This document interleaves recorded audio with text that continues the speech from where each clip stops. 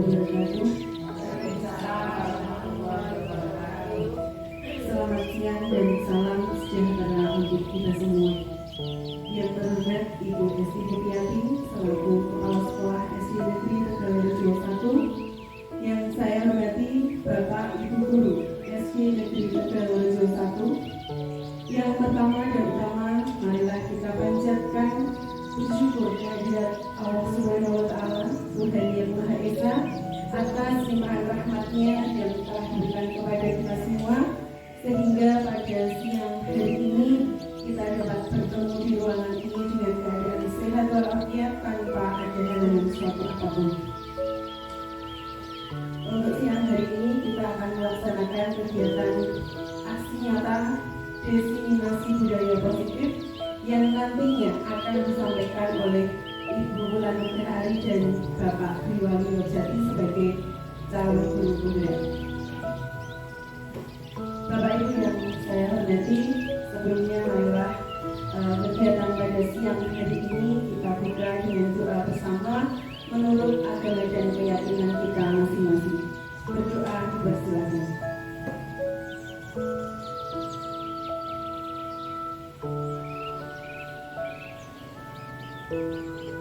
Berdoa selesai. Semoga kegiatan pada siang hari ini dapat berjalan dengan lancar dan bermanfaat untuk kita semua. Acara berikutnya adalah sambutan dari Ibu Esti Budiati selaku Kepala Sekolah SD Negeri Tegalrejo 1. Kepada beliau kami persilakan.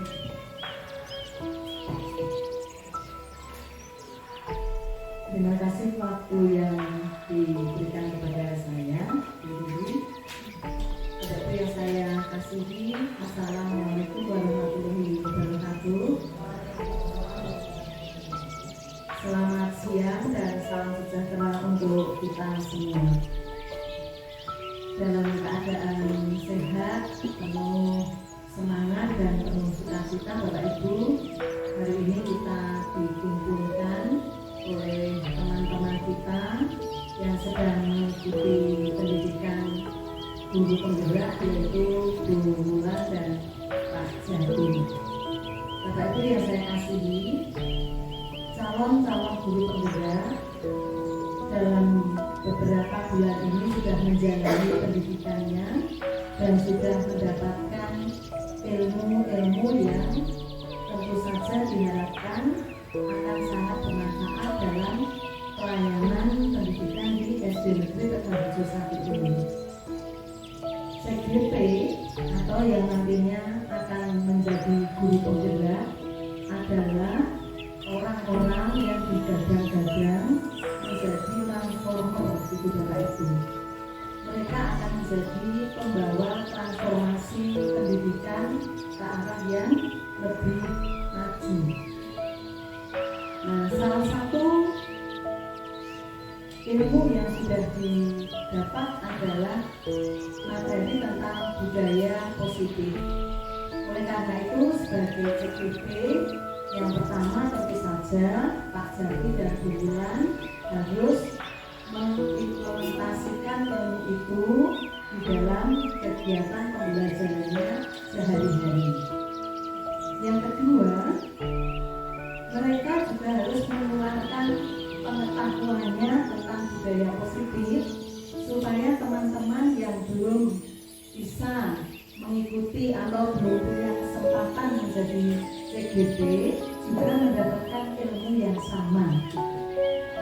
Dengan keduanya melaksanakan atau mengimplementasikan ilmunya khususnya tentang budaya positif, maka teman-teman guru yang saat ini mendapatkan diseminasi akan mencontoh, akan meniru, akan memodifikasi mungkin, ya, supaya ilmu tidak hanya sekedar ilmu tetapi dilaksanakan dan teman-teman yang lain juga mendapatkan ilmu dan kesempatan yang sama untuk mempraktekannya di dalam pembelajaran. Hari ini kesempatan untuk diseminasi bagi Pak Jati dan Bu Wulan, dan kita semua akan mengikuti sampai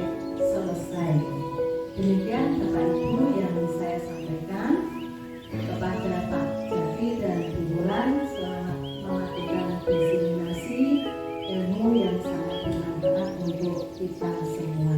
Terima kasih, mampu saya kembalikan pada ini.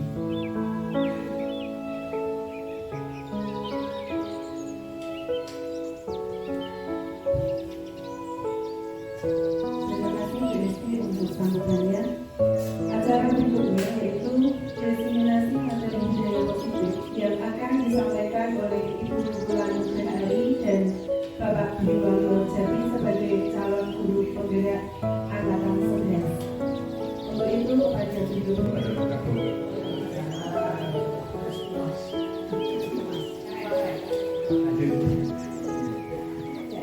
Terima kasih Pak Jati untuk materi yang sudah disampaikan tadi. Sedikit menyinggung ini yang sesuatu ya tentang reward yang diberikan tadi. Reward yang diberikan sebenarnya itu merupakan bentuk sebuah hukuman sebenarnya, hukuman yang tidak tampak. Karena apa?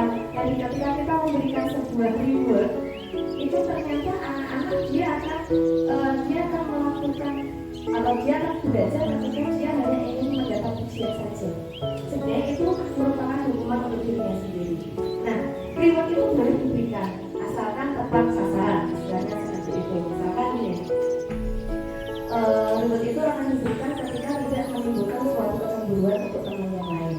Bahkan ketika anak itu mengerjakan di depan kelas, ternyata hasil pekerjaannya benar, kita akan memberikan jempol. Itu adalah penghargaan yang sangat sederhana. Dan teman-teman juga melihat. Tapi kadang kita akan memberikan pujian secara tidak sengaja ya, kita tidak menyadari, kita akan memberikan pujian seperti ini kadang. Misalkan ini ya, D, A, D, ini loh kalau Bilqis itu dia anaknya seger, sehingga dia mendapatkan nilainya bagus-bagus. Nah, itu akan menimbulkan kecemburuan dari teman-teman yang lain. Mungkin itu guys, jadi untuk pemberian reward itu bisa diberikan asalkan tepat sasaran seperti itu. Ya, gitu ya guys. Oke. Ya, lanjut teman-teman, Bapak Ibu semuanya. Selamat pagi Bapak Ibu. Nah, ini sudah siang ya ternyata ya. Tapi harapan saya kita selalu memiliki semangat pagi. Ya, sebelum kita lanjut ke materi berikutnya, kita akan melakukan yel semangat pagi dulu. Ya, mari kita berdiri dulu Bapak Ibu supaya nggak ngantuk karena ini jam-jam rawan sekali ya. Ya. Semangat pagi. Pagi, semangat luar biasa. Terima kasih Bapak Ibu. Sebelumnya kita akan melakukan ice breaking dulu. Ice breaking tentang lawan kata. Jadi nanti saya menyebutkan kata apa, Bapak Ibu menyebutkan lawannya. Kata ya. Hitam, cantik, apa lagi ya? Panas, salah. Panas, ya betul sekali. Ya, selamat untuk Bu Win karena tadi saya menyebutkan apa Bu Win? Iya, ternyata Bu Win fokus ya. Iya. Oh gitu ya, nanti kita karaoke bersama. Ya, terima kasih Bu Win. Jadi tadi ketika saya menyampaikan salah, jawabannya adalah benar. Berikan tepuk tangan untuk Bu Win. Ya, tepuk tangan untuk kita semua. Ya, Bapak Ibu. Tadi sesuai dengan materi Pak Jati tentang disiplin positif. Nah, saya akan menyampaikan materi berikutnya yaitu kebutuhan dasar manusia. Kira-kira Bapak Ibu, kebutuhan dasar manusia itu apa saja ya? Makan, minum, tidur, sandang pangan, papan. Jadi kebutuhan primer dan sekunder ya ternyata. Nah, kita akan belajar kebutuhan dasar manusia itu ada 5. Yang pertama adalah kebutuhan untuk bertahan hidup. Yang kedua kebutuhan akan kasih sayang dan rasa diterima. Kemudian kebutuhan akan penguasaan dari pengakuan terhadap kemampuan yang kita miliki. Kebutuhan yang keempat adalah kebutuhan kebebasan. Dan kebutuhan yang terakhir adalah kebutuhan akan kesenangan. Nah, ternyata kelima kebutuhan dasar inilah yang menjadi dasar murid-murid itu melakukan suatu tindakan. Nah, Misalkan seperti ini, ada sebuah kasus Ibu Ambar, guru wali kelas 2A di kelas SD Pelita Hati sedang bingung menghadapi pula salah satu murid kelasnya, Dona. Beberapa anak di kelas 2 telah datang padanya dan mengeluhkan Dona yang seringkali meminta bekal makan siang kepada mereka dengan paksa. Nah, kemudian menurut Bapak Ibu, kira-kira alasan apa yang dimiliki Dona sehingga Dona melakukan hal tersebut? Kira-kira apa? Lapar, ingin diperhatikan, karena tidak membawa, jadi dia merebut makanan temannya. Kemudian ada lagi, godain, karena Dona itu ingin Dona tidak puas dengan jajanannya, jadi dia bosan dengan jajanannya ya Bu ya. Jadi dia ingin mendapatkan jajanannya temannya yang berbeda. Oke, nah alasannya nanti kita lihat yang pertama, Dona karena dia itu merasa lapar, akhirnya dia meminta bekal dari temannya. Dan itu merupakan alasan untuk bertahan hidup, untuk mendapatkan makanan supaya dia bertahan hidup. Kemudian alasan yang kedua, benar apa yang disampaikan oleh Bunda tadi, yaitu Dona ingin mendapatkan perhatian. Dia membutuhkan pada apa tuh kebutuhan dasar yang disebut kebutuhan atau kasih sayang. Kemudian yang berikutnya, Dona akan merasa hebat ketika semuanya patuh. Nah ini merupakan kebutuhan tentang kekuasaan. Dia merasa bahwa dia itu berkuasa. Dia ingin diakui bahwa dia itu berkuasa. Kemudian selanjutnya, alasan yang keempat, beberapa anak yang ingin memiliki kebebasan dalam memilih makanan yang disampaikan oleh ibu kita. Jadi Dona itu mungkin bosan dengan makanan yang dibawa atau tidak selera dengan bekal yang dibawakan oleh orang tuanya. Ketika melihat temannya membawa bekal yang lebih menarik atau mungkin lebih enak dirasanya, dia ingin mencobanya. Sehingga disinilah alasan Dona untuk mendapatkan kesenangan. Oke. Yang kelima, Dona mungkin merasa senang melihat reaksi teman-temannya terhadap tindakannya. Dia akan mencerminkan kebutuhan akan kesenangan dan kebahagiaan. Nah, jadi dalam satu kasus tadi, ternyata itu sudah bisa merumuskan 5 alasan, bisa menunjukkan 5 alasan kenapa Dona kok sampai meminta bekal makanan dari temannya. Kemudian, ketika seorang murid melakukan suatu perbuatan yang bertentangan dengan nilai-nilai kebajikan atau melanggar sebuah aturan, hal itu sebenarnya dilakukan karena mereka atau murid-murid tersebut gagal mendapatkan kebutuhan dasar sebagai manusia. Jadi karena ketika mereka itu gagal, mereka merasa tidak mendapatkan kebutuhannya, mereka mencari-cari kebutuhan dengan cara mereka usir, mereka meminta makanan tadi, kemudian mereka mungkin menari-nari di kelas dan sebagainya.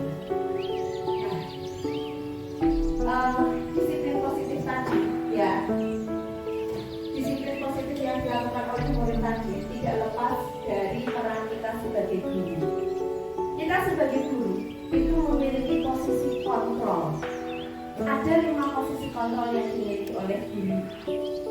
Posisi kontrol yang pertama adalah sebagai penghukum.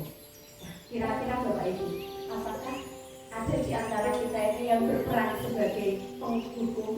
Nah, ada. Berarti langsung ada. Kemudian penghukum jelas ya, karena kalau ada murid yang salah, dia pasti akan diberikan sebuah hukuman atau sanksi. Kemudian apakah ada Bapak Ibu guru yang berperan atau memposisikan diri sebagai pembuat rasa besar, memainkan perasaannya murid di sini? Jadi misalkan murid salah, kemudian Bapak Ibu guru mendekati murid tersebut, kemudian Bapak Ibu guru bilang, kamu kan berbuat seperti ini, kira-kira orang kamu seperti apa? Ketika kita merasakan atau kita membuat pertanyaan yang menyentuh hati nurani, itu artinya kita sebagai guru membuat rasa bersalah. Kemudian kita memposisikan diri sebagai teman.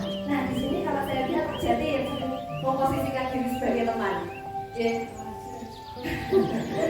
Ya, nanti ya, pasti nanti bisa. Ya, kita memposisikan diri sebagai teman. Kemudian posisi yang keempat adalah sebagai pemantau dan posisi yang terakhir adalah sebagai manajer. Nah, penjelasan dari kelima posisi kontrol ini akan saya lanjutkan pada slide berikutnya. Nah, di sini Bapak Ibu, ini adalah indikator. Indikator yang bisa kita rasakan, oh kira-kira saya itu masuk ke posisi sebagai penghukum atau membuat rasa bersalah atau pemantau atau teman atau sebagai manajer. Nah, di sini kita bisa lihat ini. Seorang penghukum itu bisa menggunakan hukuman fisik maupun verbal. Zaman saya kecil, zaman kita kecil, mungkin Bu Erna tidak mengalami, Bu Erna di sini. Nah, itu ketika ramai di belakang, kamu mulai dilempar, cek. Kemudian zaman saya SMP, selagi Pak Budi di SMP 4 itu, dia memiliki batas KKM 70. Ketika nilainya kita itu kurang dari 70, misalkan saya mendapat nilai 4. Berapa yang harus saya terima untuk mendapatkan nilai 7? Nah, apa yang diterima? Yang diterima itu berupa cambukan Bapak Ibu. Itu di SMP saya mengalami sendiri. Ya. Jadi dicambuk menggunakan kabel telepon. Jadi kabel telepon pendek ini berdiri menghadap sini. Kemudian kamu nilainya berapa? 4. Berarti selalu sebanyak 3 kali sampai ketemu nilai 7. Nah, itu merupakan hukuman fisik. Sebenarnya saya mengalami sendiri itu. Tapi sekarang ya sudah meninggal bapaknya. Kemudian hukuman berupa hukuman verbal itu dengan kata-kata. Misalkan kamu goblok, kamu bodoh. Nah, itu merupakan kata-kata verbal yang bisa menyakiti hati anak, yang bisa menyakiti murid. Nah, jangan sampai kita sebagai pendidik itu memberikan hukuman verbal. Oke, karena itu nanti akan membekas di hati oleh murid sampai nanti murid itu sudah dewasa pun pasti akan membekas. Kemudian orang-orang yang menjalankan posisi penghukum itu senantiasa mengatakan bahwa sekolah memerlukan sistem ala-ala yang dapat lebih menekan murid lebih dalam lagi. Jadi menurut guru yang memposisikan diri sebagai penghukum, poin orang tak ke instansi. Kamu kalau tidak saya kerasi, kamu tidak mungkin berhasil. Kamu tidak mungkin jadi lebih baik. Pasti nanti akan diulang lagi. Padahal sebenarnya mungkin murid akan menurut seperti itu karena apa? Karena ada rasa takut. Kemudian yang berikutnya, indikator bahwa kita itu sebagai penghukum itu dinyatakan dengan kata-kata atau kalimat yang ditulis. Patuhi aturan atau awas. Kemudian kamu selalu saja salah. Itu adalah kata-kata yang sering diucapkan oleh seorang penghukum. Salah terus kilo. Dasar kamu salah. Wes, pokoknya gue salah. Nah, itu tidak boleh ya. Kemudian posisi yang kedua adalah membuat merasa bersalah. Pada posisi ini biasanya guru akan bersuara lebih lembut. Bu Ririn, Bu Ria, Bu Erna, Bu Nani. Kita itu sering mungkin secara tidak sadar akan melakukan ini.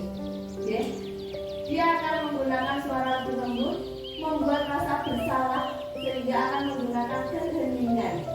Nah, keheningan ini akan membuat murid kita itu merasa tidak nyaman. Dia akan merasa bersalah kemudian menyakiti. Nah, indikatornya dengan kalimat yang ada di sebelah kanan itu sangat kecewa sekali dengan kamu. Dibuat dengan kalimat selembut mungkin. Ya, mencoba dengan mengenai hati nurani dari murid. Kemudian gimana coba? Kalau orang tua kamu tahu kamu berbuat begitu, apa yang terjadi? Apa yang dirasakan oleh orang tua? Nah, kita mencoba untuk masuk ke hati nurani oleh murid kita. Senkros. Kemudian kita posisi yang ketiga adalah posisi sebagai teman. Pada posisi ini Pada posisi ini, guru tidak akan menyakiti murid, tapi tetap berupaya mengontrol murid melalui persuasi. Persuasi itu apa?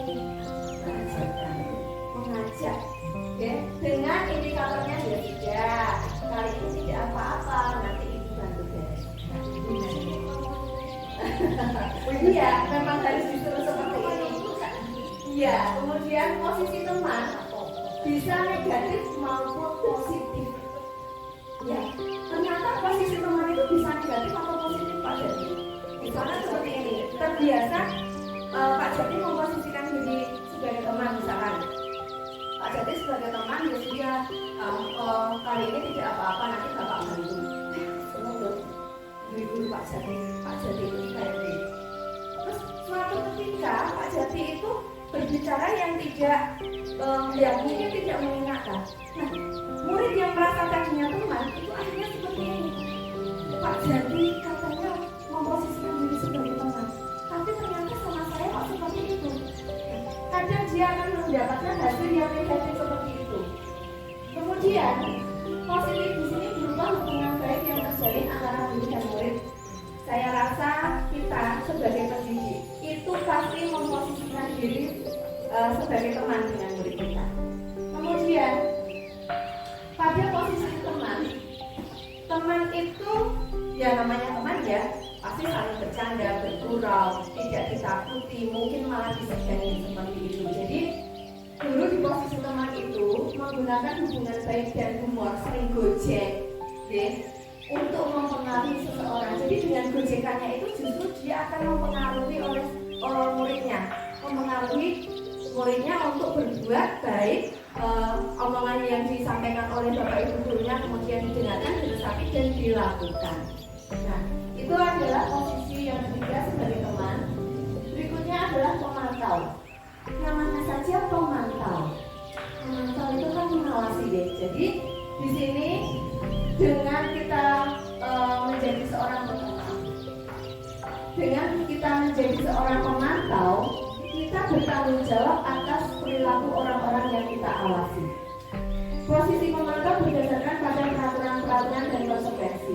Dengan menggunakan sanksi atau konsekuensi, kita dapat memisahkan hubungan pribadi dengan murid sebagai seseorang yang menjalankan posisi pemantau. Nah, pada posisi pemantau ini sebenarnya hampir sama seperti posisi sebagai penghukum karena dia akan menggunakan sanksi atau konsekuensi di sini. Indikator pertanyaan yang sering disampaikan oleh guru sebagai seorang pemantau adalah apa yang telah kamu lakukan?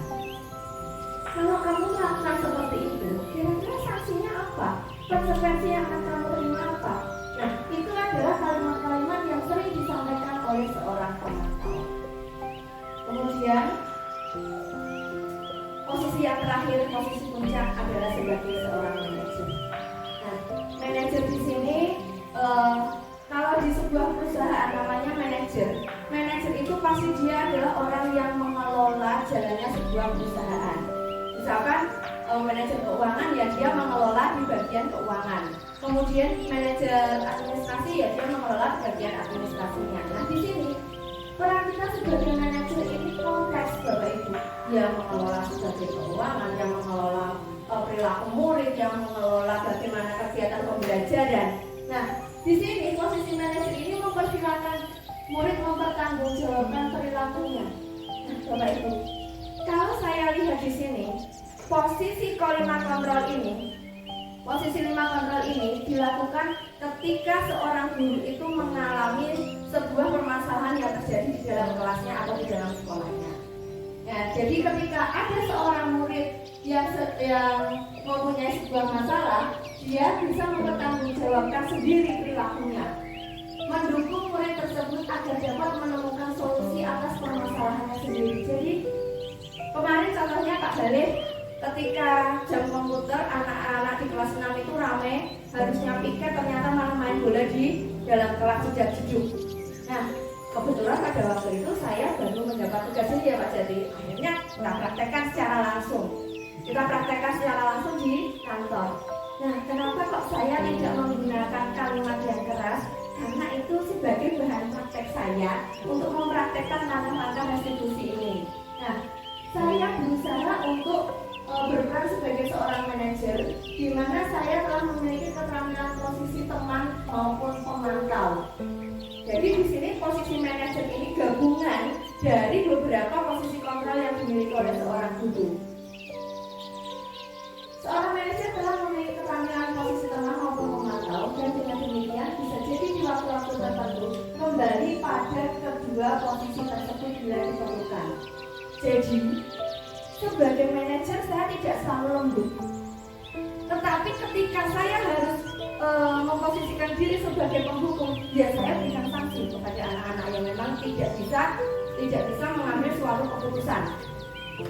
Nah kemudian, namun bila kita menginginkan murid-murid kita menjadi manusia yang merdeka, mandiri dan bertanggung jawab, maka kita perlu mengacu pada restitusi yang menjadikan murid kita sebagai seorang manajer bagi dirinya sendiri. Jadi di sini penekanan kita adalah jika kita menginginkan murid-murid kita menjadi manusia yang merdeka sesuai dengan arahan dari Bapak Menteri Pendidikan, bahwa pendidikan di Indonesia itu adalah pendidikan yang merdeka. Anak-anak itu siswanya adalah merdeka, di mana mereka itu harus mempertanggungjawabkan dirinya sendiri. Belajar dengan memiliki rasa merdeka tanpa suatu paksaan. Nah, ketika mereka itu merdeka, mereka akan mencari sebuah penyelesaian masalah untuk dirinya sendiri. Bagaimana ya cara menanggulanginya? Coba dipikirkan. Mereka akan berpikir menggali, cara apa yang harus saya lakukan supaya masalah saya ini bisa tidak terulang lagi, sehingga saya bisa memperbaiki perilaku saya. Di sini penekanan bukan pada kemampuan membuat konsekuensi, tapi tadi memang tidak menutup kemungkinan bahwa seorang guru itu nanti akan berperan sebagai seorang penghukum. Tetapi penekanannya bukan pada kemampuan membuat konsekuensi, tetapi kita harus bisa berkolaborasi dengan murid kita, bagaimana caranya memperbaiki kesalahan yang telah dilakukan oleh murid kita. Nah, itu Bapak Ibu ada 5 posisi kontrol. Yang pertama adalah guru berperan sebagai seorang penghukum, guru berperan sebagai pembuat rasa bersalah, guru berperan sebagai pemantau, dan guru berperan sebagai teman dan berperan sebagai manajer. Lanjut. Nah, di sini kita akan belajar restitusi. Kita akan belajar tentang segitiga restitusi. Oke. Nah, segitiga restitusi apakah yang dimaksud dengan restitusi Bapak Ibu? Di sini sudah ada penjelasannya. Mungkin sebelum saya mempelajari modul ini, saya benar-benar tidak memahami apa itu restitusi. Restitusi itu apa? Aku kok awam banget dengan apa istilah ini. Ternyata restitusi adalah proses menciptakan kondisi bagi murid untuk memperbaiki kesalahan mereka, sehingga mereka bisa kembali pada kelompok dengan karakter yang lebih kuat. Hadapan kita Bapak Ibu, kita bisa mempraktekkan, menerapkan restitusi ini dalam setiap kegiatan kita di sekolah. Restitusi itu menciptakan kondisi bagi murid untuk memperbaiki kesalahan mereka. Jadi di sini poinnya, murid sendiri yang berupaya untuk memperbaiki kesalahan mereka sendiri. Kalau selama ini kan mungkin secara pribadi nih Bapak Ibu, saya sebelum mempelajari modul ini, ketika ada anak yang tidak mengerjakan PR, saya langsung memberikan 10 sanksi. Itu posisi saya sebagai penghukum ternyata. Kamu tidak mengerjakan PR-nya ada berapa? Ada 10, kerjakan 3 kali. Itu sebuah sanksi penghukuman yang sebenarnya tidak boleh kita berikan. Karena itu apa? Tidak memerdekakan anak.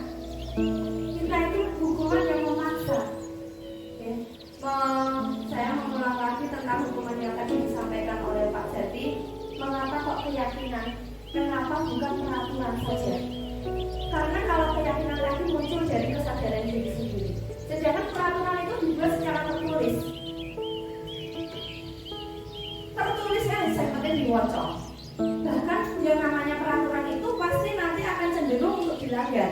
Jadi Sedangkan ketika muncul sebuah keyakinan dari dalam diri sendiri, dia akan meyakini dirinya sendiri bahwa oh ternyata yang saya lakukan ini salah.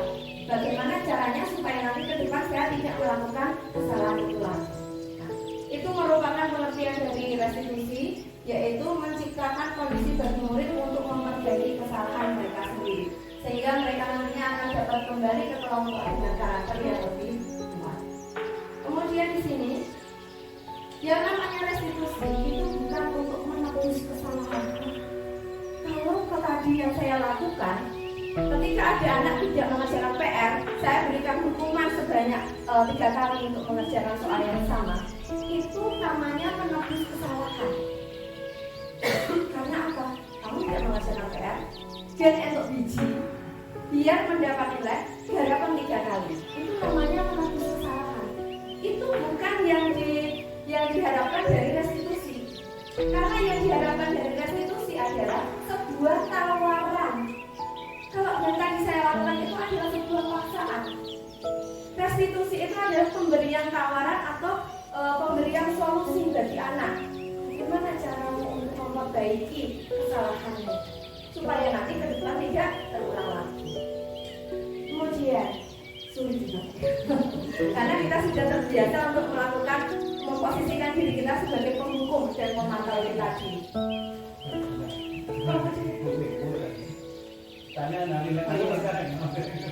Nanti saya yang berani.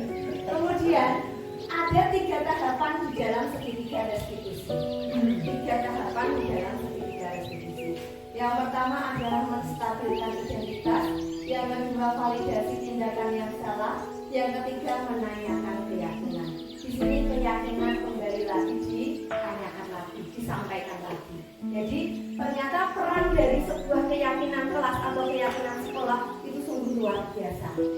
Ini nanti harapan saya dengan Pak Jati, selepas dari paparan ini nanti kita bersama-sama mungkin saling berkolaborasi bagaimana langkah-langkah yang tepat untuk membuat sebuah keyakinan kelas atau keyakinan sekolah. Nah, untuk penjelasannya menstabilkan identitas. Namanya saja menstabilkan identitas, kita mengulas dulu permasalahan dari anak tersebut. Berbuat salah itu hal yang manusiawi. Tidak ada manusia yang sempurna. Jadi ketika anak itu tidak mengerjakan PR misalkan, ditanya kamu kenapa tidak mengerjakan PR? Saya lupa nih. Oh ya tidak apa-apa. Yang namanya berbuat salah itu manusiawi. Jadi kita memberikan umpan balik yang positif dulu. Kita tidak boleh langsung menjudge. Kok ini PR toh? Pesan. Kita tidak boleh. Kadang-kadang kita keluar kata-kata seperti itu. Bocah lah pesan. Nah, orang dalam PR menang. Itu nanti akan menimbulkan rasa takut. Ya betul sekali. Nah, itu akan menimbulkan rasa takut yang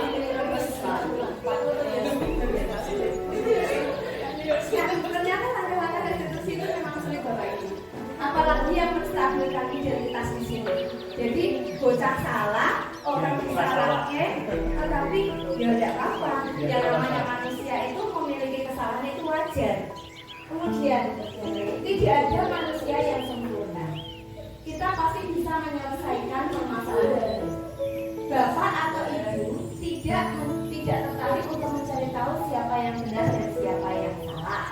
Bapak ibu lebih tertarik untuk menyelesaikan masalah. Nah, seperti yang kemarin saya sampaikan pada waktu di kantor kemarin, pada waktu anak-anak bermain bola, saya menyampaikan gini.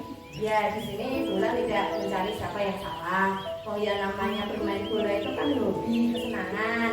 Ya namanya juga pengen bermain. Nah itu yang namanya kita menstabilkan identitas. Nah masih tertarik dengan hati. Nah kalau kamu menyalahkan dirimu sendiri, apakah kamu bersikap baik pada dirimu sendiri? Ada anak yang merasa bersalah. Sudah kamu salah, berbuat salah itu tidak apa-apa. Kamu jangan sedih terus. Kamu jangan selalu menyalahkan dirimu sendiri. Nah, kalau kamu menyalahkan dirimu sendiri, berarti kan kamu malah membuat dirimu itu terpuruk, merasa terus bersalah. Dan itu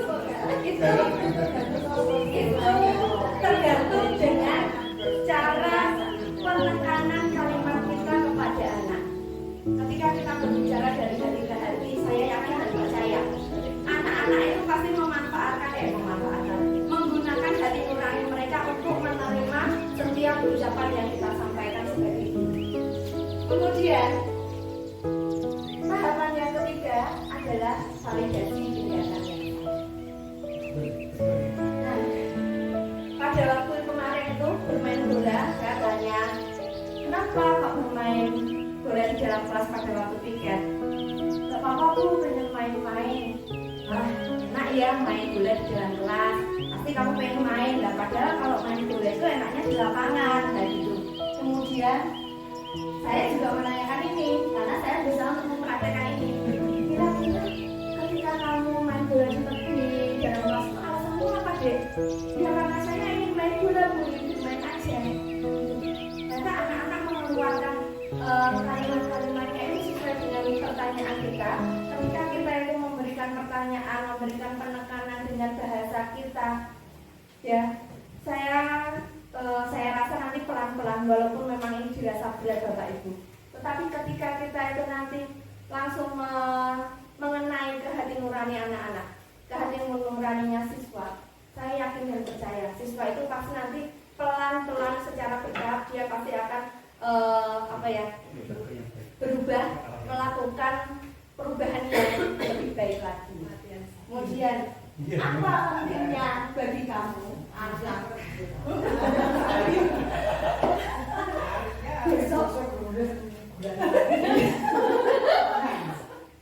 besok ketika area seperti itu, Bu, coba dipraktekkan.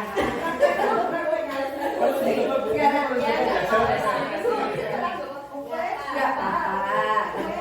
Nah, itu tahapan yang kedua. Itu baru tahapan pertama, ya. Nanti ada tahapan yang ketiga. Nah, tahapan kedua kamu boleh tetap berusaha menjaga sikap itu, tapi tambahkan sikap yang lain. Jadi, iya.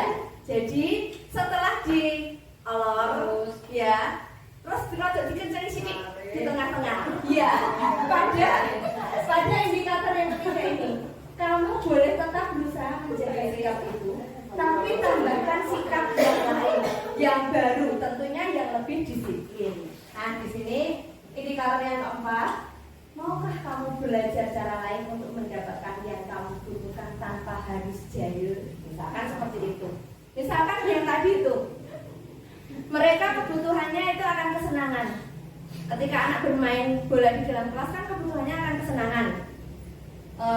Anak-anak senang bermain bola sehingga mereka bermain bola memanfaatkan ruangan yang luas, ya, kelas yang luas yang bisa dipakai untuk bermain bola. Tapi mereka tidak menyadari bahwa itu mengganggu lingkungan sekitarnya. Nah, kita tanya cara lain untuk mendapatkan apa yang kamu butuhkan tanpa harus jahil. Yang kamu butuhkan supaya kamu bisa bermain bola, tapi tidak di dalam kelas apa? Mungkin anak-anak akan menjawab, saya akan bermain bola di lapangan, seperti itu. Nah, kemudian ini yang tahapan yang terakhir, yaitu menanyakan keyakinan. Di sini, ketika kita menanyakan keyakinan, berarti kita mengajak anak itu berbicara menggunakan hati nurani mereka. Kita mengembalikan apa yang mereka lakukan, apa yang akan mereka rasakan jika mereka berada di posisi orang lain yang ada di sekitarnya yang terganggu akan perbuatan mereka.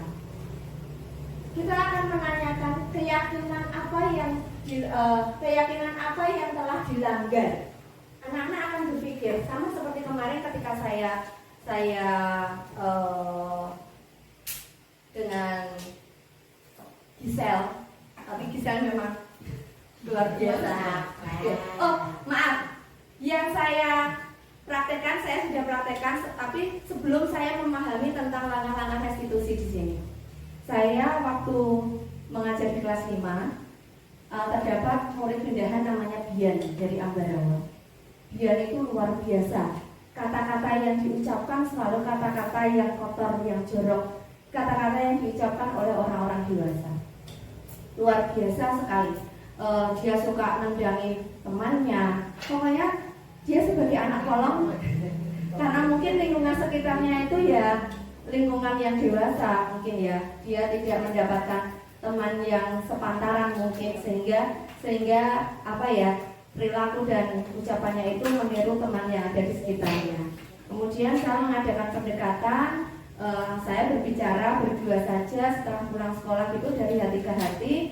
Ternyata ketika saya memposisikan diri dia, ketika kamu berada di, misalkan karena dia itu kan dulu sering ngejek nama orang tua temannya, kamu berada di posisinya Diki, misalkan seperti itu. Kemudian kamu ngejek namanya bapaknya Diki. Bapaknya Diki itu kan orang tua. Ketika kamu mau manggil namanya tanpa menggunakan embel-embel Pak, berarti kan kamu sudah menghina orang tua. Kira-kira ketika kamu berada di posisinya Diki, terus orang lain menghina bapakmu bagaimana? Dia cuma diam, kemudian coba ingat-ingat apa yang akan kamu rasakan. Saya pasti marah nih. Dia jawab sendiri. Nah, terus selain marah apa yang kamu rasakan? Ya saya sakit hati Bu. Ketika dia sudah memunculkan itu apa alasan dia, apa yang dia rasakan ketika menjadi orang lain, ternyata itu akan membawa dampak yang positif bagi anak tersebut. Kenapa? Kita langsung mengena kepada hati nurani mereka. Nah, harapan saya nanti ketika Bapak Ibu menerapkan tahapan segitiga restitusi ini, dan ini adalah tahapan yang terakhir, kita akan menanyakan keyakinan apa yang sudah kita sepakati. Pak, biasanya kan yang tadi Pak Jati sampaikan, di awal pembelajaran kita akan menanyakan perihal kesepakatan atau bukan kesepakatan ya, keyakinan yang telah disepakati. Jadi bukan hanya kesepakatan, tetapi keyakinan yang telah disepakati. Karena yang namanya keyakinan itu berasal dari dirinya sendiri, itu tadi. Ketika mereka merasa, oh iya ya, ternyata kalau aku untuk ngece namanya orang tua itu akan menyakiti temanku, saya tidak akan melakukan hal itu lagi. Dan ketika kita menanyakan keyakinan apa yang telah dilanggar, mungkin nanti anak-anak akan menjawab bahwa keyakinan menghormati orang lain.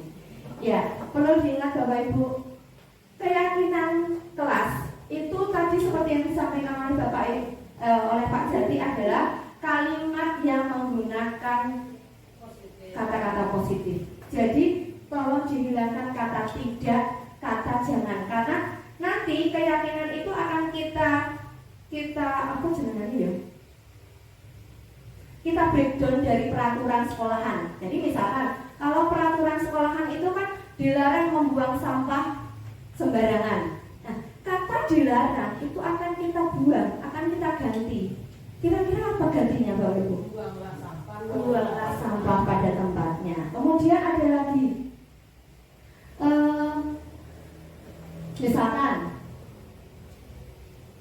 misalkan ada peraturan di dalam kelas.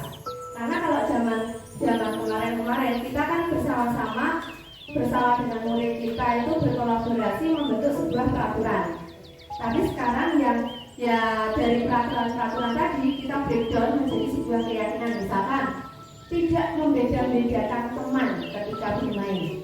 Ada kata tidak. Nah, kata tidak ini akan kita ganti dengan saling menghargai satu sama lain atau bermain dengan siapa saja. Nah, kalimat-kalimat positif inilah yang nantinya akan membentuk disiplin positif oleh siswa, baik itu mungkin memang agak susah Bapak Ibu, karena apa? Yang namanya keyakinan itu memang harusnya menjadi sebuah pembiasaan terlebih dahulu. Tanpa adanya pembiasaan, saya rasa keyakinan kelas itu tetap nanti akan merasa sulit kita akan kesulitan untuk menjalankan keyakinan tersebut. Jadi sekali lagi kita sebagai guru hadapan ke depan nanti dalam menghadapi sebuah permasalahan yang dimiliki atau yang dihadapi oleh siswa, kita bisa menerapkan 3 tahapan dalam segitiga restitusi ini. Nah, untuk langkah-langkahnya nanti mungkin kita kedepannya besok atau kapan itu kita bisa saling bekerja sama, bisa saling berkolaborasi dalam mencari permasalahan secara bersama-sama. Misalkan kayak tadi, misalkan ini kelasnya yang paling ekstrim kelas siapa ya? Ya wes kelas saya saja. Kelas saya itu luar biasa. Ya anak-anaknya aktif sekali. Jadi ada kalau gurunya selesai berbicara terus lari gitu. Nah itu nanti saya mengharapkan masukan dari Bapak Ibu, kita berkolaborasi bagaimana ya caranya untuk menyelesaikan masalah ini selain dengan saya berdiskusi dengan para murid di kelas 6. Nah itu tadi Bapak Ibu tahapan dari segitiga restitusi. Nah, kemudian dari 6 materi yang tadi sudah disampaikan oleh Pak Jati dan saya, kita akan mengambil kesimpulan bahwa seorang guru yang baik akan memiliki kemampuan dalam mewujudkan budaya positif di sekolah.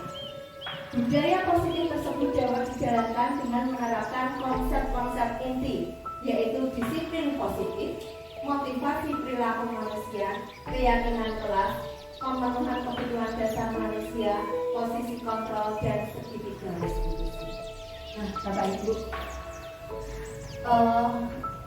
untuk penerapan disiplin positif di SD Tegarejo 1 ini, saya ingin mengajak kepada Bapak Ibu semuanya untuk menjadi yang tadi sebelum Pak Jadi yang materi pertama yang diajak tadi.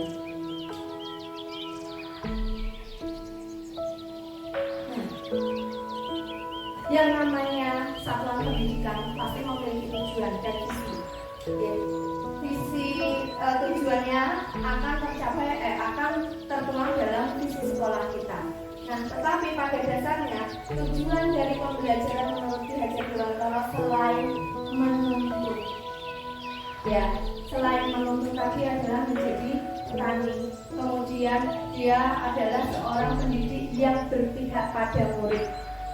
Nah, di sini Bapak Ibu, menuntun sudah disampaikan oleh Pak Jati. Menuntun itu membimbing.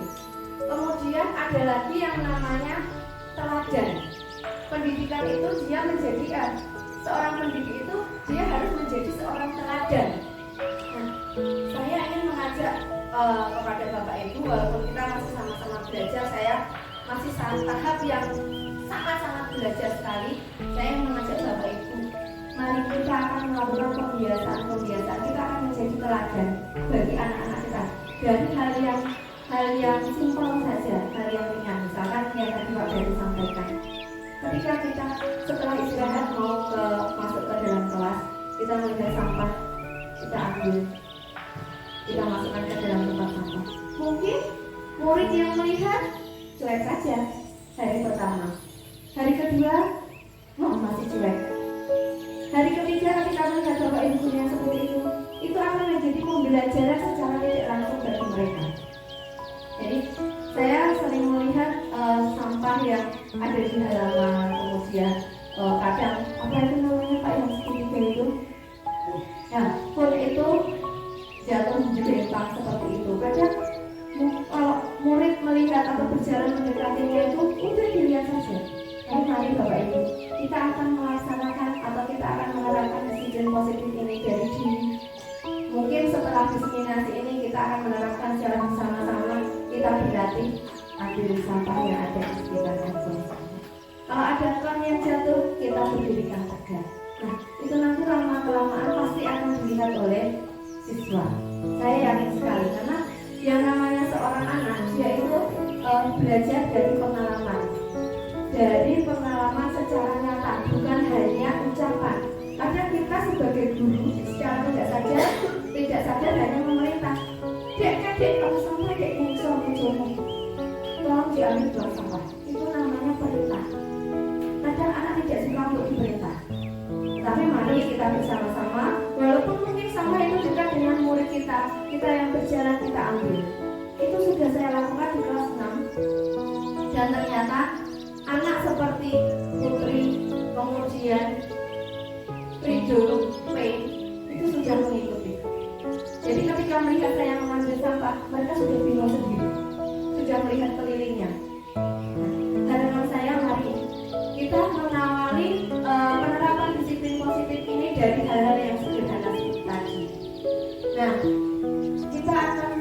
belajar menjadi seorang penuntun. Penuntun itu bukan hanya bimbing tok, tapi ya kita memberikan contoh. Anak-anak kita itu merupakan tanaman, ya Pak Jadi. Tanaman padinya. Kalau sekolah kita ini adalah sawahnya, murid-murid kita itu adalah padinya. Murid-murid kita padinya, kita itu pupuknya. Ya, kita itu petani yang memberi pupuk, maaf. Kita itu yang berperan untuk menanam, dari menanam, memberikan makanan untuk pupuk itu, merawat sampai tanaman padi itu tumbuh subur. Nah, itu tujuan dari pendidikan menurut Belajar di Langkawai tadi.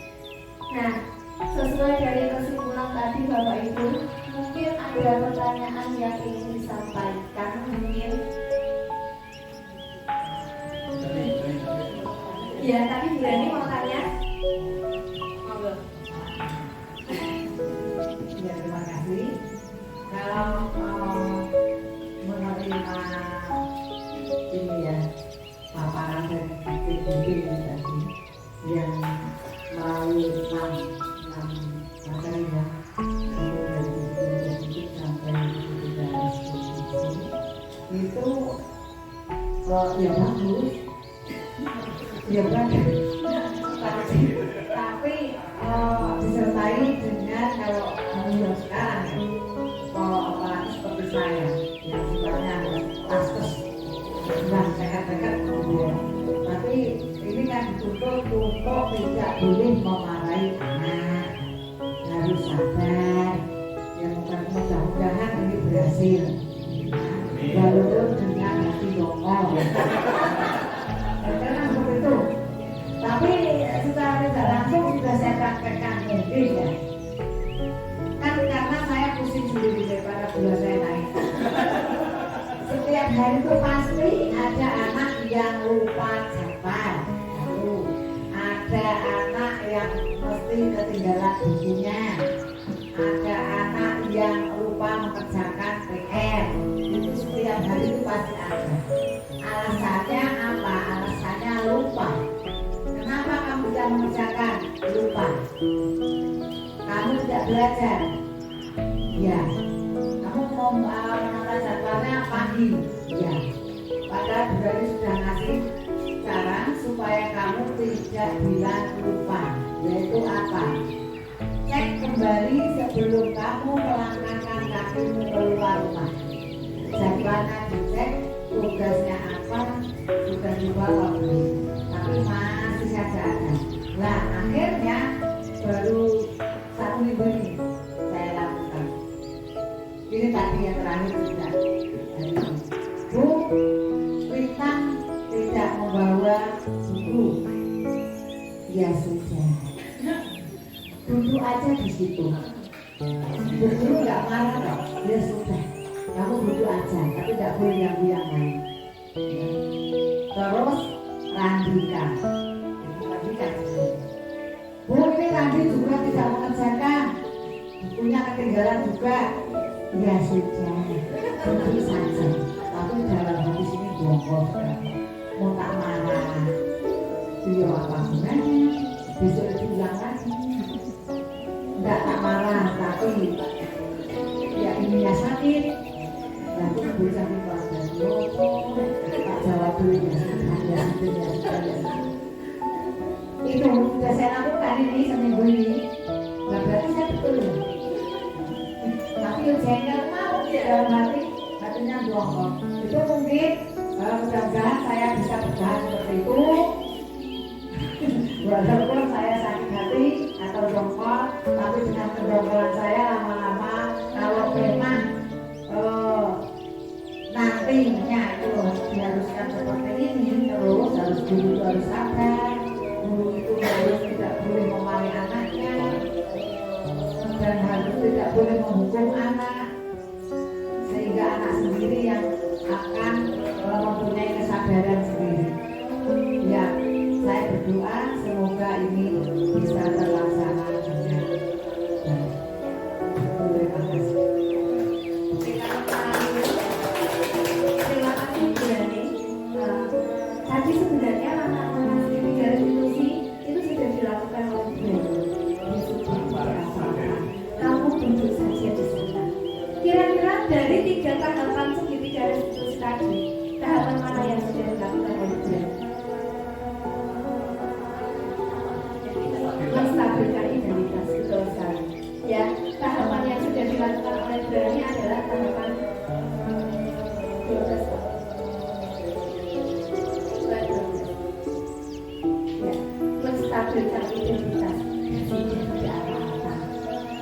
kadang orang berbuat salah itu Bu Guru maklum, kadang lali, Bu Guru aja lalinan, kadang saya seperti itu. Itu Bu Rani sudah menerapkan tahapan skincare restitusi. Nah, berarti nanti Bu Rani tinggal mengembangkan ke tahapan yang kedua, yaitu validasi tindakan yang salah dan menanyakan keyakinan. Di sini saya mempunyai kasus, kalau nggak maaf untuk kasusnya nanti. Nah ini udah menstabilkan imunitas tadi. Sekarang dia validasi tindakan. Kamu tidak ada PR itu tidak apa-apa. Ya, sungguh saya tidak apa-apa. Namun kalau kamu terus-terusan tidak mengerjakan PR, apa yang akan kamu dapatkan? Kita akan menggali kembali ke hati nuraninya anak tersebut. Sebut tadi namanya Radika. Kita akan menggali ke hati nurani mereka. Kalau kamu tidak mengerjakan PR, itu kamu nanti dapat nilainya dari mana? Anak-anak akan berpikir lagi. Jadi di sini setelah kami mungkin Bu Rani akan melanjutkan ke tahapan validasi tindakan, Bu Rani akan melanjutkan ke menanyakan keyakinan. Yang pada sebelumnya atau di awal semester itu kita sudah membuat kesepakatan, keyakinan kesepakatan. Ya kita menanyakan kembali, kalau kamu tidak mengerjakan PR, keyakinan apa yang sudah kamu lakukan? Dia akan berpikir, orang dalam PR itu berarti saya melanggar ketertiban. Itu anak-anak akan meyakini dalam dirinya sendiri. Kalau kamu itu melanggar ketertiban, apa yang kamu lakukan untuk memperbaiki kesalahan? Jadi anak yang diajak berkomunikasi. Jadi nanti biar dia sendiri yang mencari solusinya. Kalau dia tidak mengerjakan PR terus, kira-kira apa yang akan kamu lakukan supaya kamu bisa mendapat nilai, supaya nilai PR-mu itu bisa masuk. Nanti anak akan menjawab sendiri juga nih. Jadi nanti mungkin kita bersama-sama untuk belajar menjalin komunikasi dengan anak. Jadi setiap permasalahan itu anak dipanggil, diajak komunikasi berembuk bersama-sama. Kira-kira apa yang bisa kamu lakukan untuk kamu memperbaiki kesalahanmu? Dan nanti anak-anak bisa tidak akan mengulangi lagi. Tenang janji itu apa konsekuensinya?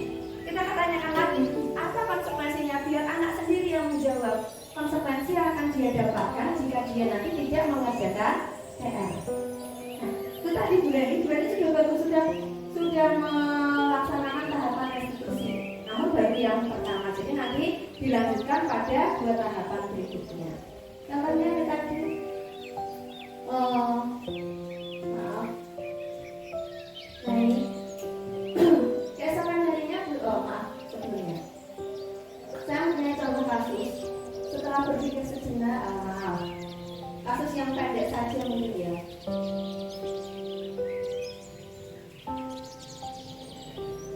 Kasus 2 saja. Kasus 3 dapat SMA pendek. 2. Oke, kasus 2 Pak Jaya. Oke. Sabrina hari itu bangun terlambat dan terburu-buru sampai ke sekolah. Dia pun akhirnya sampai di gerbang sekolah, tapi baru menyadari kalau tidak menggunakan sepatu hitam seperti tertera di peraturan sekolah. Di depan pintu kelas, Bapak Lukman memperhatikan sepatu Sabrina yang berwarna coklat. Sabrina berusaha menjelaskan bahwa dia terburu-buru dan salah mengenakan sepatu.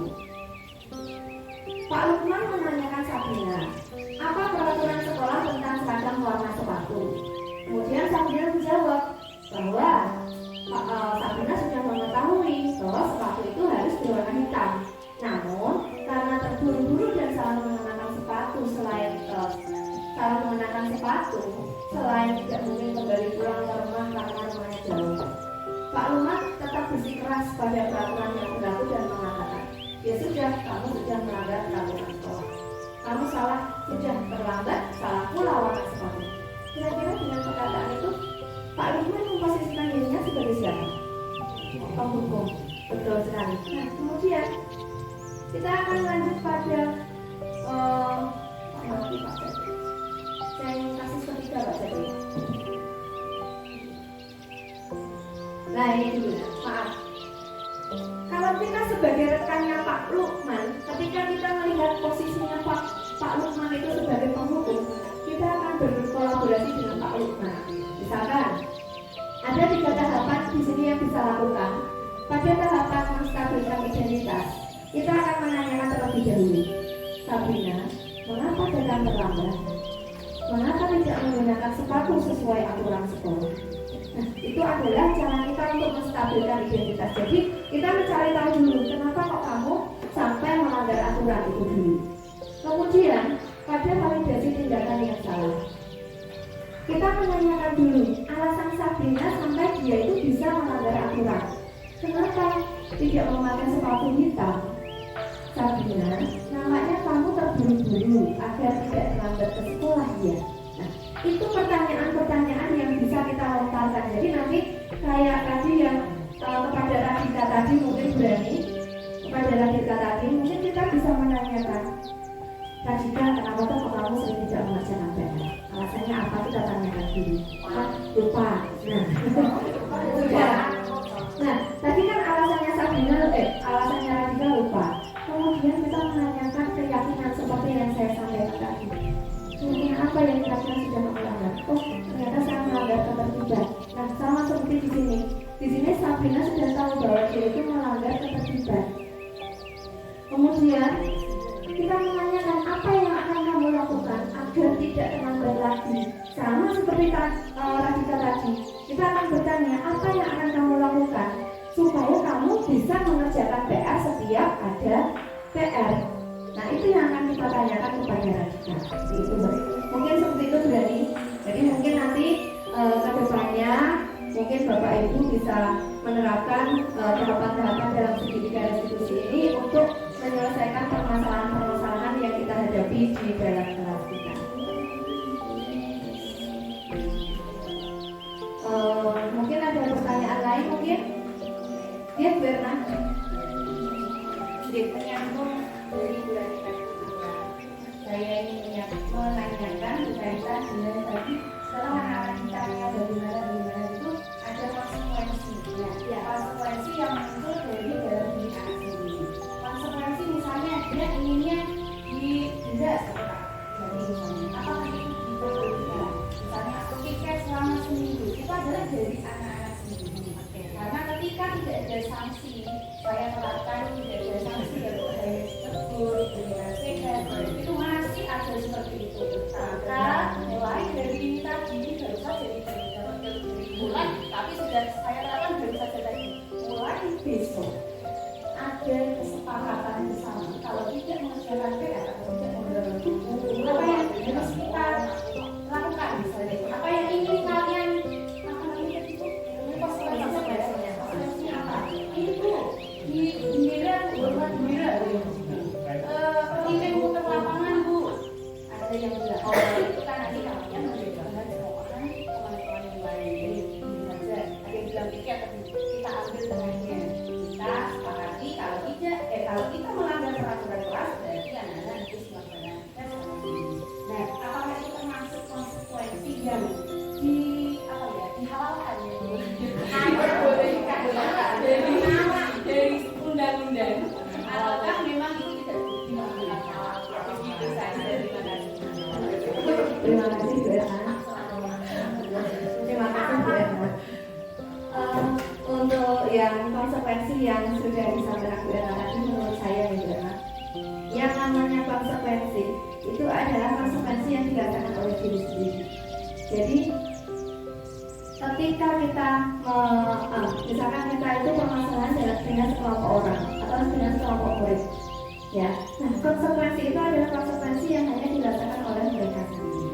Jadi di sini tidak berlaku untuk semua. Kalau untuk semua dalam klasikal itu namanya kesepakatan. Padahal kesepakatan berbeda dengan keyakinan itu tadi.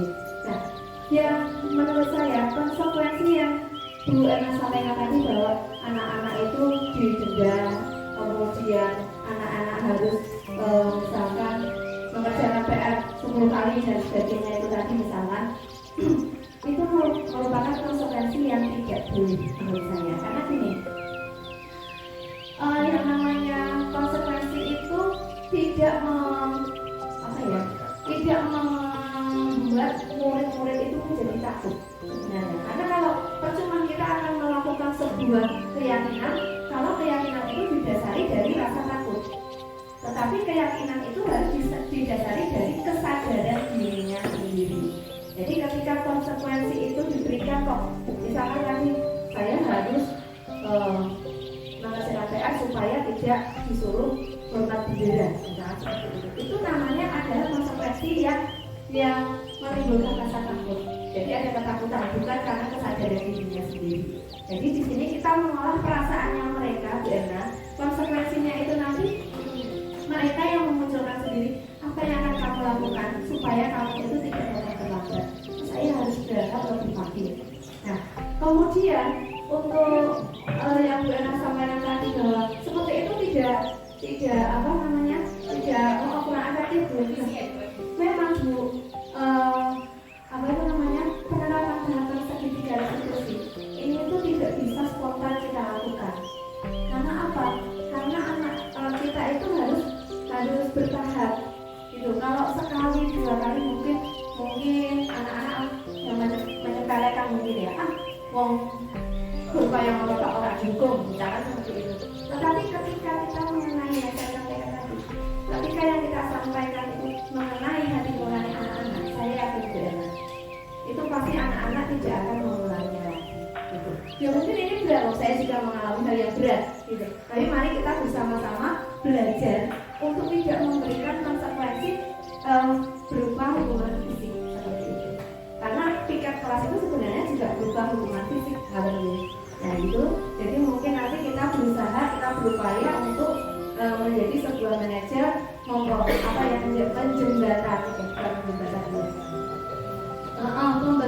mengetuk hati nuraninya anak-anak kita supaya mereka bisa menyadari bahwa apa yang mereka lakukan itu salah, sehingga kesadaran itu muncul dari dirinya sendiri untuk tidak mengulang kesalahan yang sama. Seperti itu Bu Ena. Sama-sama Bu Ena. Mungkin ada lagi? Oh iya. Sini ya. Ini ada. Ini saya menjadi lali ya, tapi lupa tentang di lali atau lupa saya. Di TikTok itu ada yang mengatakan itu justru dari ahli psikolog. Kalau di zaman dahulu orang tua kita selalu mengatakan dilarang tidak boleh berani. Tapi zaman sekarang tidak boleh mengatakan itu. Tetapi imbasnya justru kedisiplinan itu tumbuh di masa dulu daripada anak-anak sekarang. Gitu. Jadi kalau saya menyimpulkan bahwa yang namanya muncul kesadaran diri, disiplin positif, semua sebenarnya tumbuh dari keluarga. Karena apa yang namanya karakter siswa, anak lahir itu seperti kertas putih yang mencoret pertama kali adalah keluarga. Jadi ketika keluarga menerapkan disiplin positif tadi, otomatis pembiasaan itu akan berlangsung dimanapun. Tadi Tuhan mengatakan kita takut. Kadang ada anak yang ada murid saya sudah berkepo. Itu kan kalau kita yang menjadi catatan itu bukan anak yang sudah bagus ya, punya empati tinggi, simpati dan empati, tetapi ada anak yang tidak punya itu. Jadi mungkin kalau dari saya ini saja, ini mati. Nah, ini sebagai contoh adalah tadi kemarin sudah saya beritahu tadi karena dia tidak membawa tujuan. Saya tidak memakai. Jadi yang satu sudah saya tidak. Yang saya takut adalah orang tuanya. Supaya apa? Ketika pada waktu belajar anak pelajar itu orang tua jangan membiarkan. Ayo sudah dikatakan jadwalnya juga seperti itu, tetapi lebih kepada melihat sudah sesuai apa belum. Ketika pembiasaan itu dibiasakan selama seminggu atau 2 minggu, mungkin anak tersebut itu akan disiplin dalam disiplin positif untuk jalan sekitar bulan. Mungkin menjadi tambahan, jadi sedikit ya Bapak Ibu untuk sedikit apa yang sudah saya lakukan ketika di kelas 4 itu masuk kelas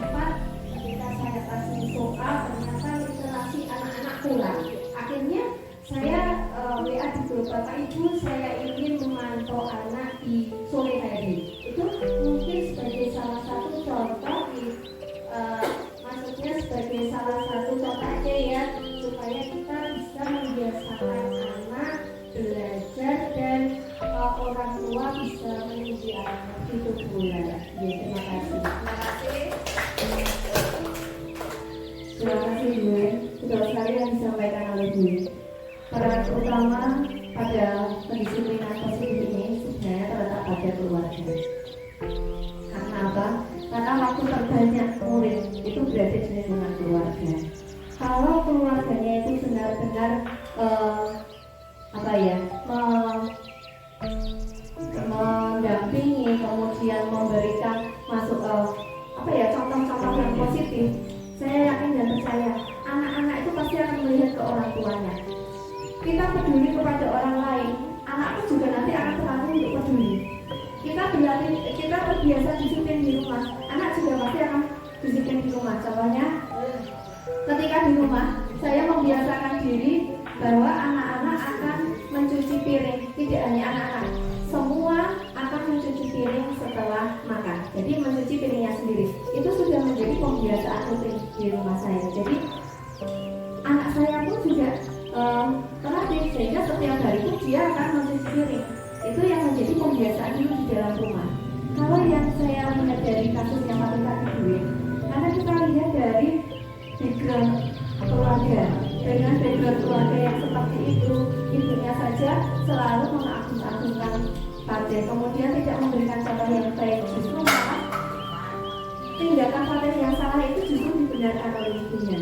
Nah, sebenarnya di sini peran kita itu untuk yang bisa kita lakukan adalah kita berkolaborasi dengan orang tua. Tapi mungkin kalau dengan orang tua yang orang tuanya sudah kaku, susah. Tapi alhamdulillah ya, ternyata dengan bimbing yang pendekatan sedikit demi sedikit, akhirnya orang tuanya Fatih pun juga bisa mengikuti dan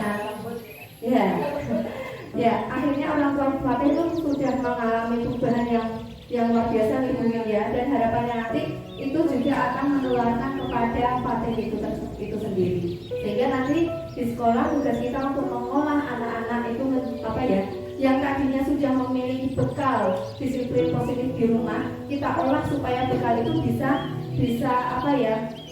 menjadi yang berbudaya dalam dirinya sendiri. Seperti itu Bapak Ibu. Mungkin ada tambahan lagi gue. Terima kasih untuk Bu Win, Bapak Ibu semuanya yang sudah mengikuti diseminasi tentang budaya positif dari modul 1.4. Tugas kami berdua, saya dengan Pak Jati di pendidikan guru penggerak.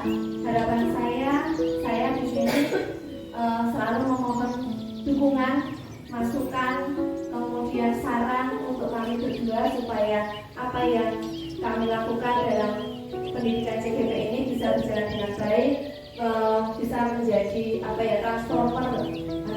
Katanya Pak Abdurrahman ya Pak, jadi kita disebut transformer. Kita bersama-sama untuk saling berkolaborasi menjadikan pendidikan paling tidak di lingkungan SD Tegalrejo ini menjadi pendidikan yang sesuai dengan tujuan pendidikan belajar yang demikian. Pak Jati. Sedikit menambahkan, kami CGP memang harapannya tuntutannya adalah menjadi pelopor dan teladan untuk kebaikan bersama.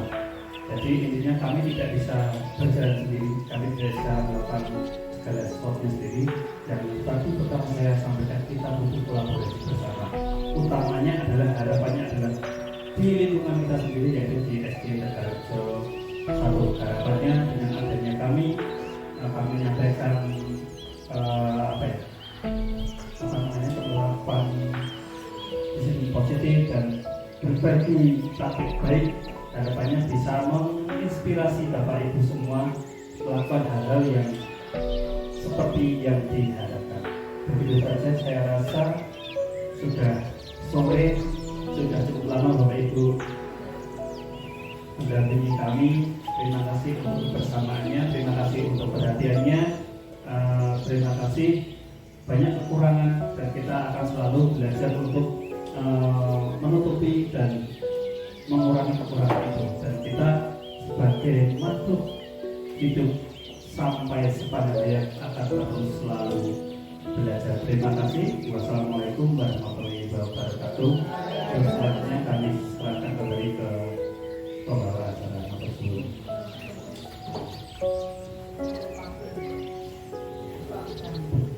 Baik, terima kasih. Kita berikan aplaus kepada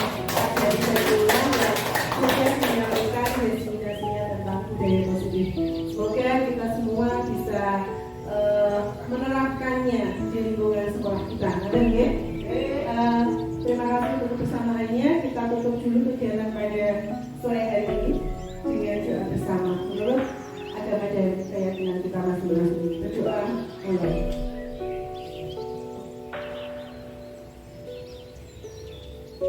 Cukup. Terima kasih. Saya akhiri. Wabillahi taufiq wal hidayah. Wassalamualaikum warahmatullahi wabarakatuh.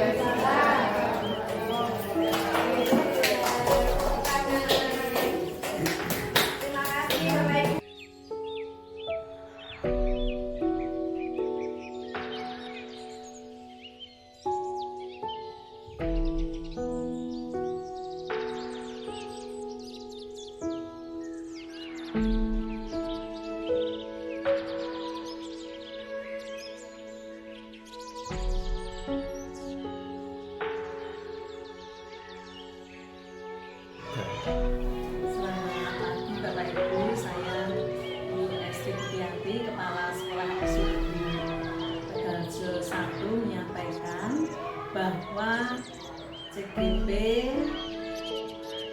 atas nama Pak Dwi Waluyo Jadi dan Bu Lani Grahari sudah melaksanakan diseminasi dengan materi budaya positif kepada teman-teman dengan didampingi oleh kepala sekolah.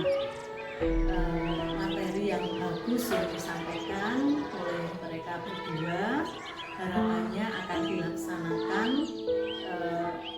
sebagai sarana untuk meningkatkan kualitas pembelajaran yang berpusat pada siswa di SD ini. Demikian juga harapan saya kepada CGP bersangkutan Pak Jadi dan Bulan agar menjadi role model dalam mengimplementasikan ilmu-ilmu yang sudah diperoleh selama mengikuti pendidikan calon guru penggerak. Mereka akan menjadi pembawa perubahan di sekolah ini dan diharapkan akan menjadi penggerak untuk semua guru memajukan sekolah ini menjadi lebih baik lagi. Terima kasih.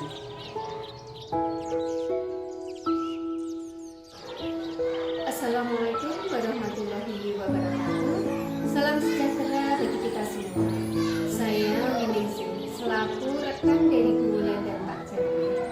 Saya senang dan bangga karena ada perwakilan dari SD Negeri Tegalrejo 1 yaitu Bu Wulan dan Pak Jadi yang mengikuti program pendidikan guru penggerak. Diseminasi Bu Wulan dan Pak Jadi mengenai budaya positif merupakan bagian dari aksi nyata dalam program guru penggerak, di mana penjelasan yang disampaikan oleh beliau sangat jelas dan mudah dipahami bagi kami rekan guru, sehingga memberikan wawasan dalam menerapkan budaya positif di sekolah.